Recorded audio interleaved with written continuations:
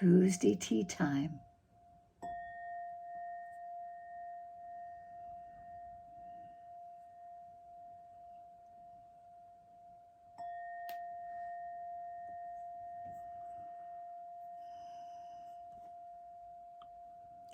Coming together in this moment,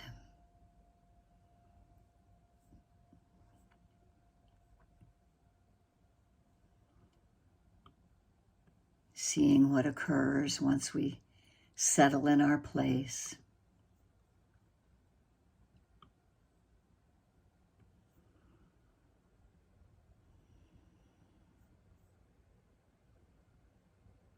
Paying homage to the Buddha, the Dhamma, and the Sangha.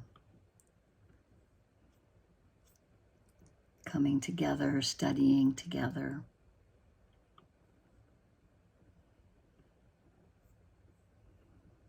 Watching our hearts and minds together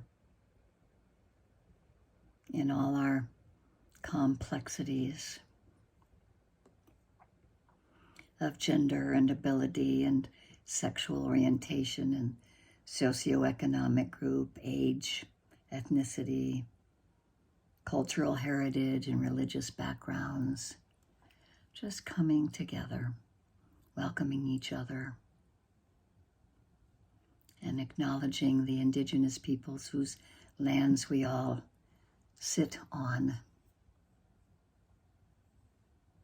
Those ancestral lands that were caretaken for 11,000 years. All of the diverse native peoples.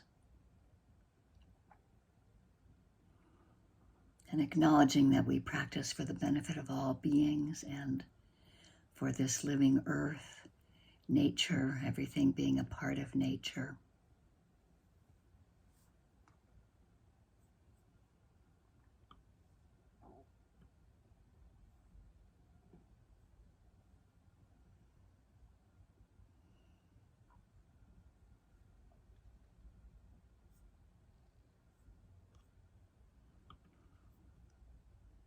And since we've been talking about Sayadaw U Tejaniya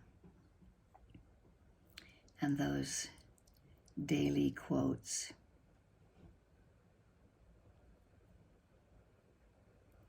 I've always liked the one, every moment that we bring awareness to life weakens the darkness of delusion.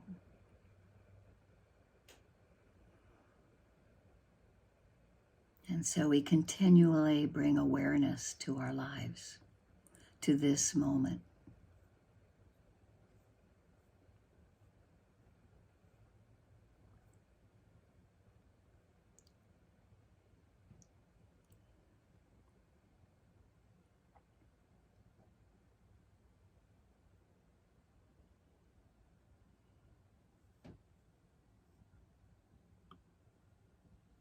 This time we take to stay still for a little while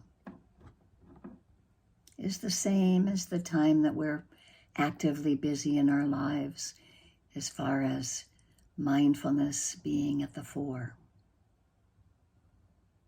and encouraging our deeply being with awareness of what's arising and what's passing.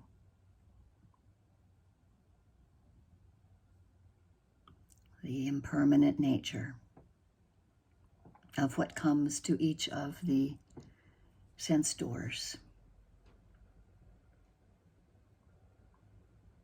The purity of sound at the ear door.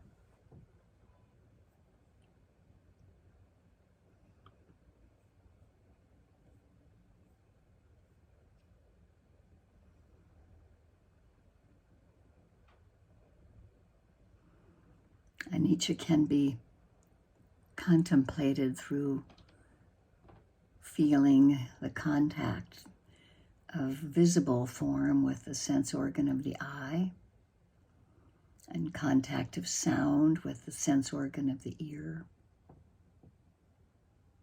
contact of smell with the sense organ of the nose, contact of taste with the sense organ of the tongue, contact of touch with the sense organ of the body, and by contact of mental objects with the sense organ of the mind. And so we can develop the understanding of anicca through any of these sense organs.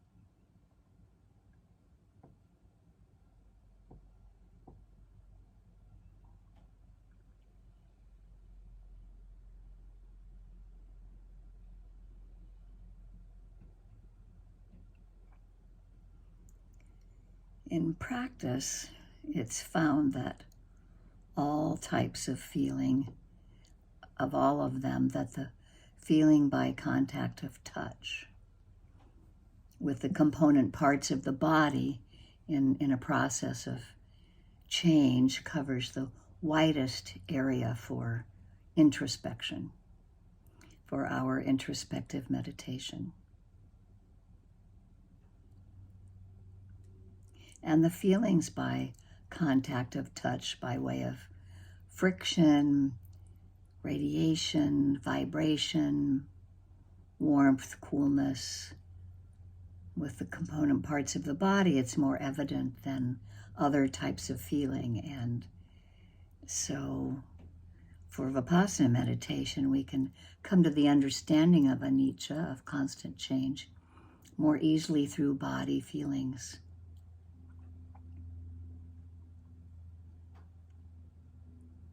And it's the main reason that bodily feeling is chosen as a medium for quick understanding of the constant nature of change, of anicca.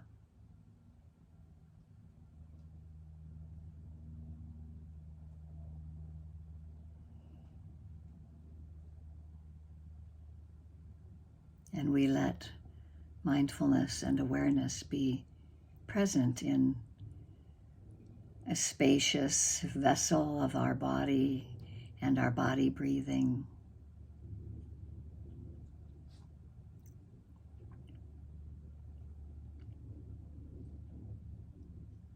As we attend to what comes to the foreground in these various arisings through the body.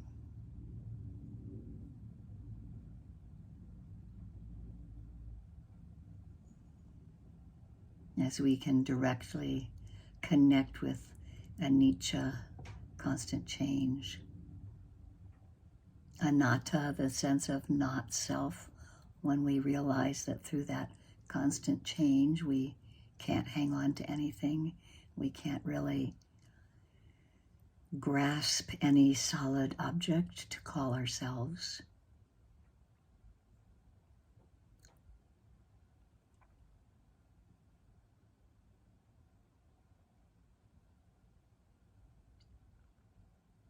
And this experience of really knowing anicca can really help us touch upon that inner and outer calmness and balance.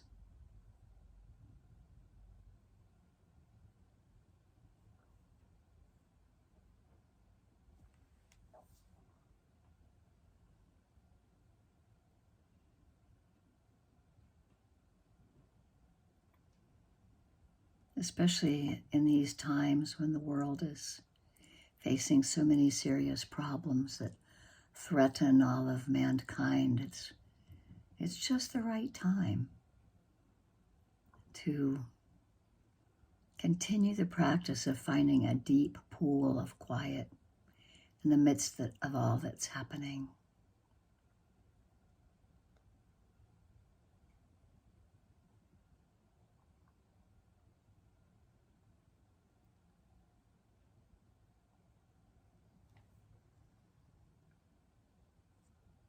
We just look into ourselves, and there it is. Anicca is to be experienced.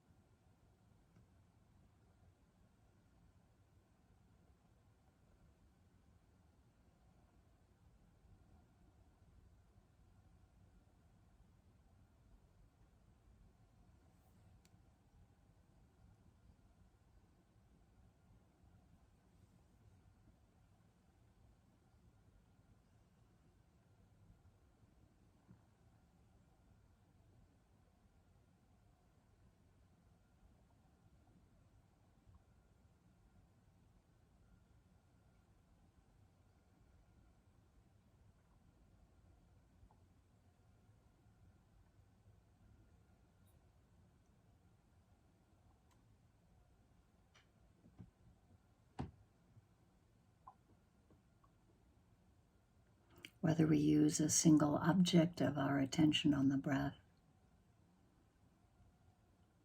or a touch point where we're seated on the chair or our feet are on the floor or where our hands are touching each other. Using this anchor to be present within the body gives us direct knowledge and understanding of the impermanence of what's arising.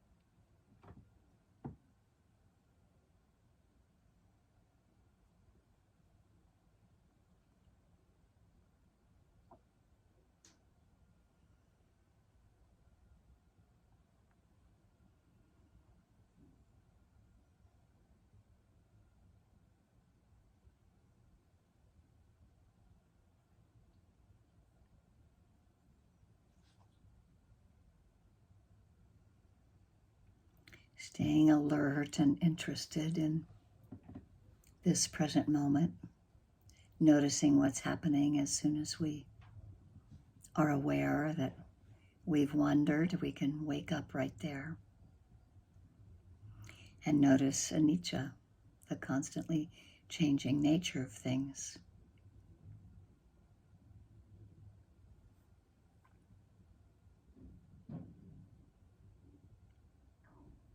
And we make this attempt to keep the attention focused inside the body with awareness,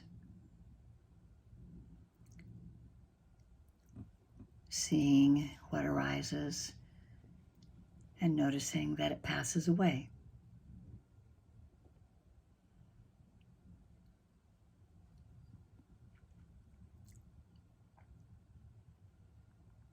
Moment-to-moment awareness, continuity of mindfulness.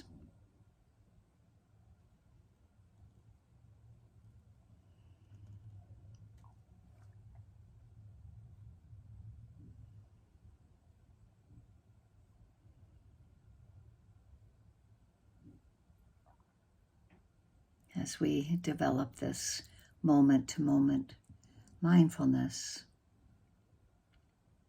continuously, there isn't so much room for interpreting any discursive or distracting thoughts that are impinging. We're just aware of what's arising over and over and over again, seeing how long it lasts. Maybe we can watch it go.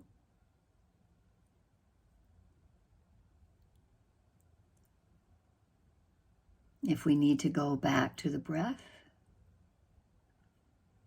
we can do that.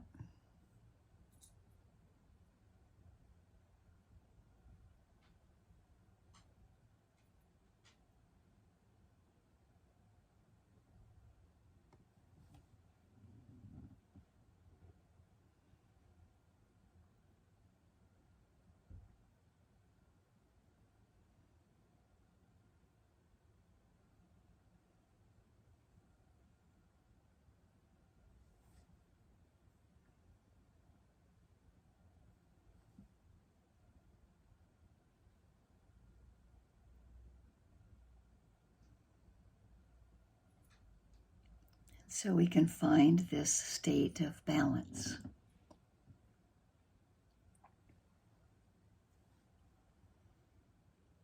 Attention aware upon each object as it arises.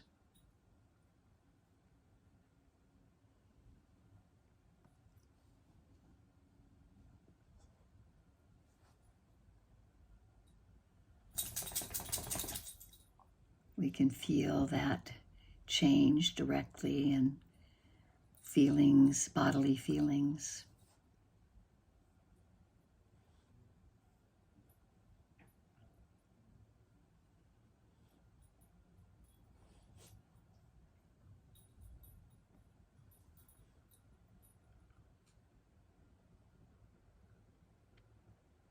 In some practices, there's a purposeful sweeping of attention from the head to the feet and from the feet to the head.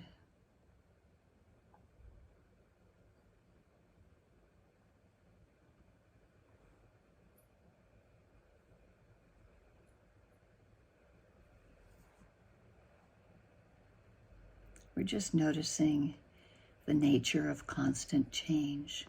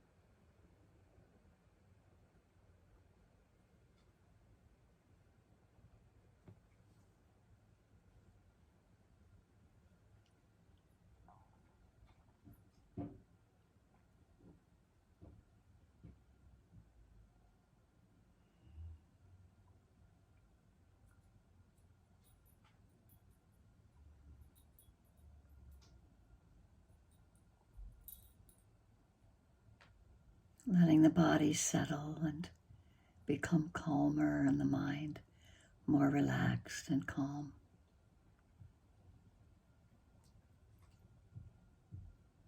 And yet having a brightness of mind that keeps interested in what's happening.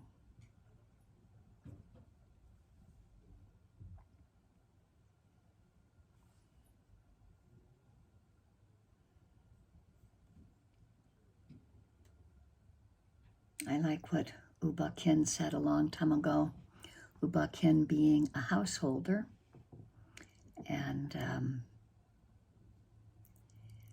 bringing the Dharma to householders. As a businessman, he had to go to business meetings, and one of the things he would do when people in their meetings were getting all excited and angry and energetic, he would stand up and go over and stare out the window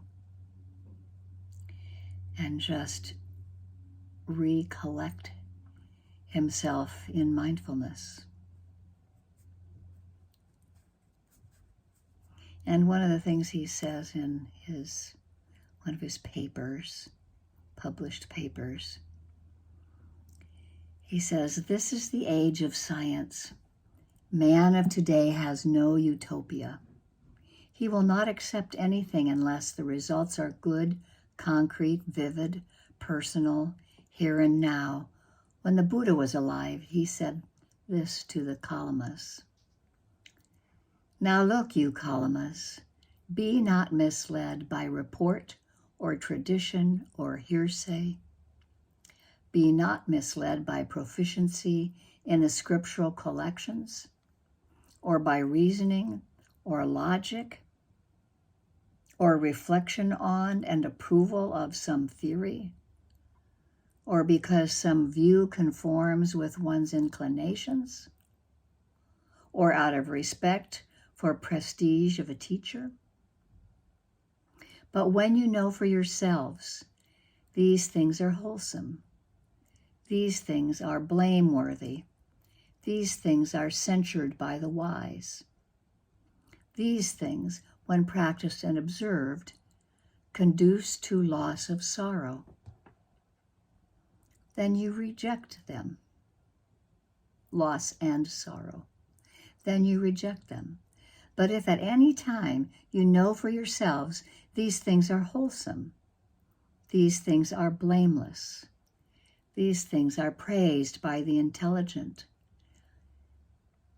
these things, when practiced and observed, conduce to welfare and happiness. Then, Kalamas, do ye, having practiced them, abide.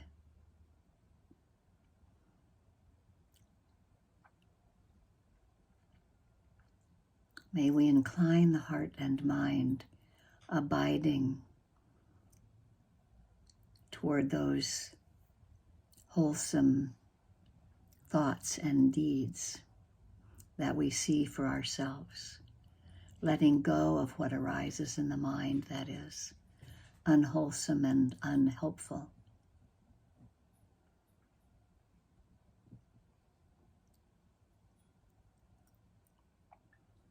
Holding ourselves in kindness.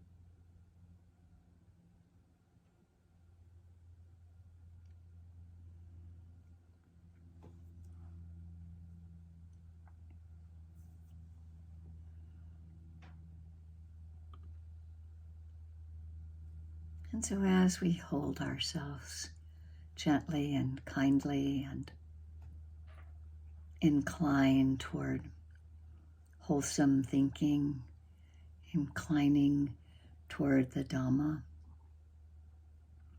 seeing directly impermanence and suffering and non-self, anicca, dukkha, anatta. These three essential characteristics of things in the teachings of the Buddha. If we know anicca, impermanence, we know that dukkha is its corollary and anatta is this ultimate truth. And it takes time to understand the three together.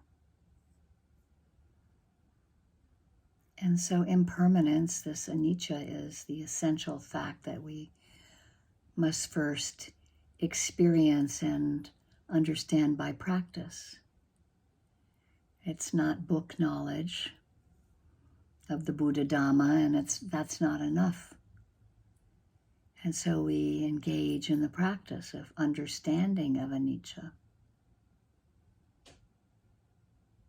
And it's through this experiential understanding of the nature of anicca as an ever-changing process within us that we can understand anicca is the way of the Buddha. It's the way that the Buddha would like us to understand it.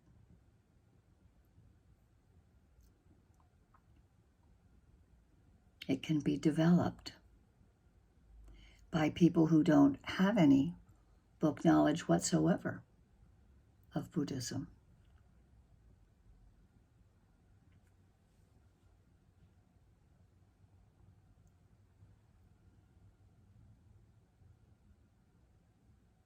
It's part of why we follow the Eightfold Path. Sila, Samadhi, and Panya. Morality and concentration and wisdom. Sila, the virtuous living. It's the basis for Samadhi,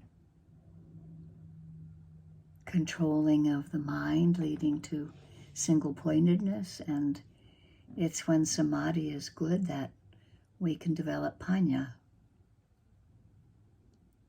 Sila and Samadhi are the foundation for Panya.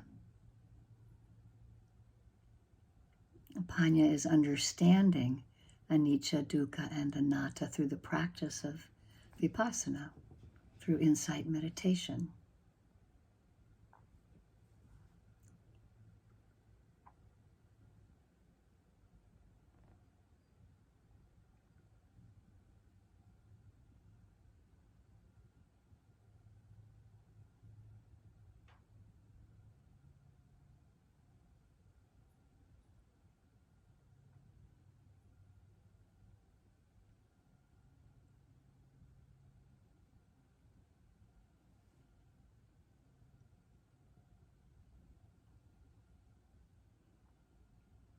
This path that leads to the end of suffering.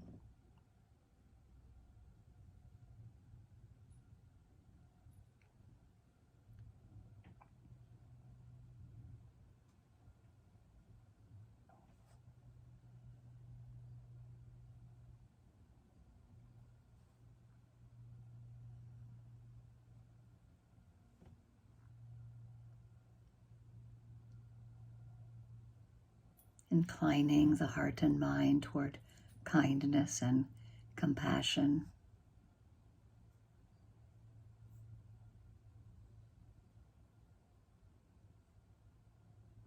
In deed and in word and in thought.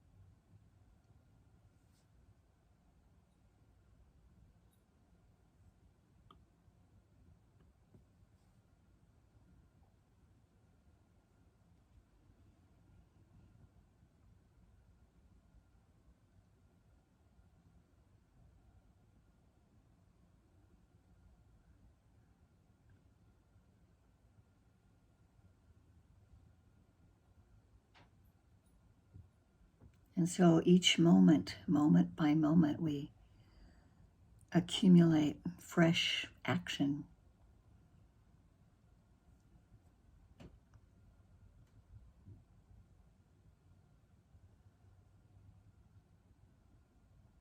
This moment, we're awakening into the present.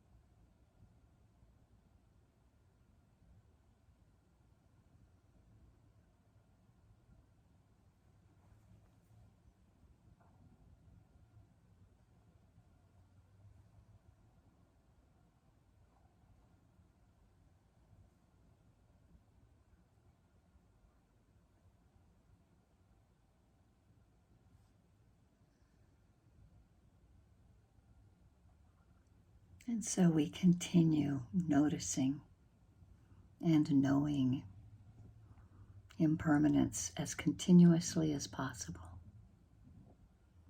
arising and passing away of this moment at whichever sense door our attention notices. But if we stay within the body, it's a richer source of availability to seeing impermanence, arising and pass away, seeing clearly, using mindfulness.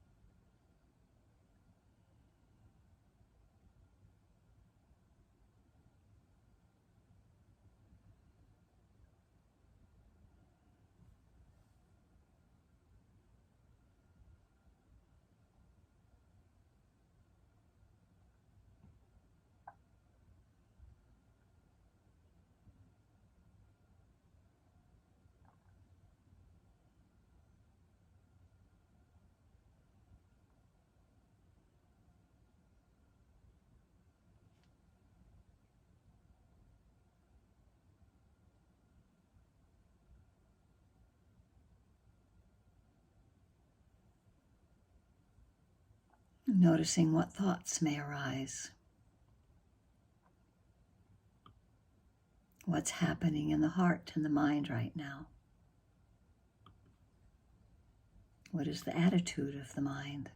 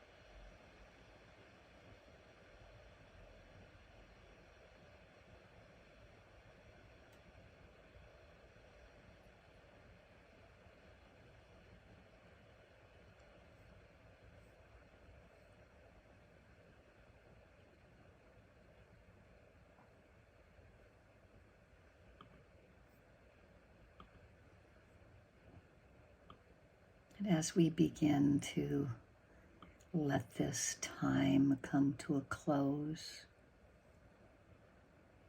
I'll read from the collection of Gold Dust, one of Sayadaw U Tejaniya's books. Someone put together his various teachings in some cohesive way. And one of the things that he talks about is, what is Dhamma? It is everything, all of nature, its causes and effects.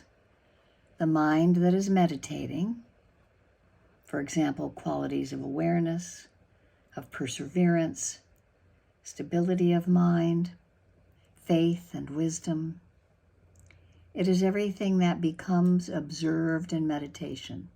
The sensations, the 6 sense objects, which include the mind as the sense object, the experiences, the events, the thoughts, the pleasant, the unpleasant, and neutral feelings, and also that which we may or may not consciously notice yet.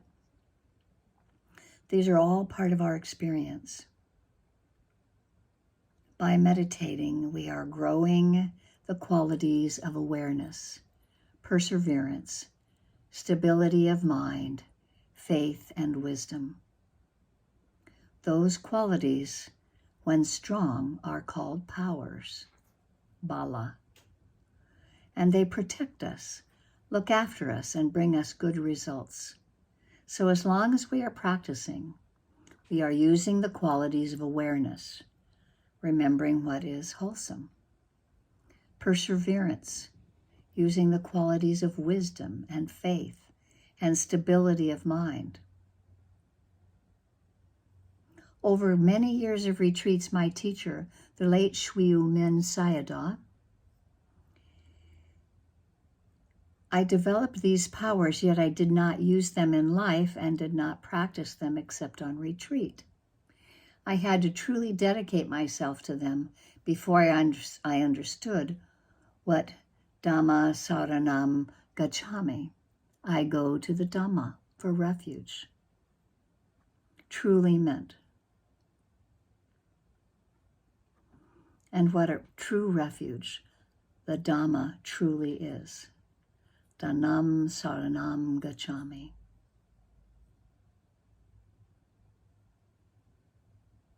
Taking refuge in the Dhamma. May we take refuge in the Dhamma. Perseverance, wisdom, faith, stability of mind, protecting us and looking after us and bringing us good results.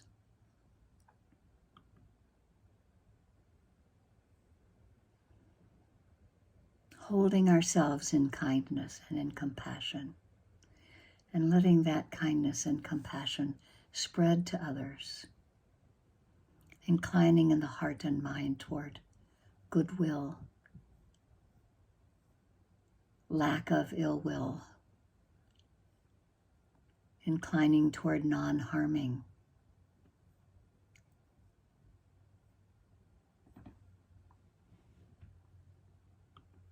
May all beings be happy.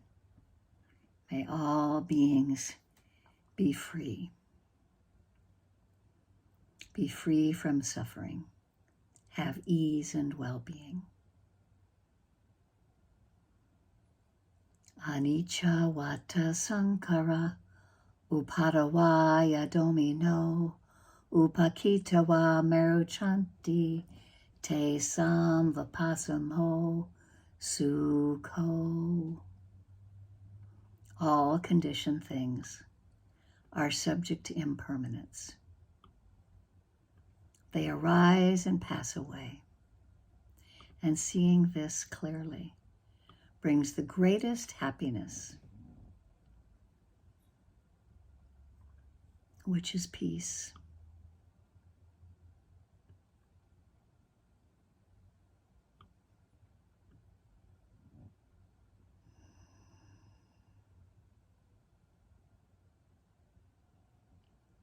Noticing what happens when you gently open your eyes and let light in and start perceiving objects around you and what happens to the mind.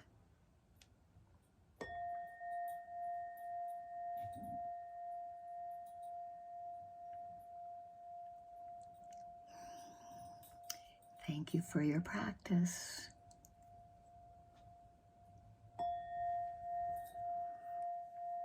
May it bring you joy and all of those around you.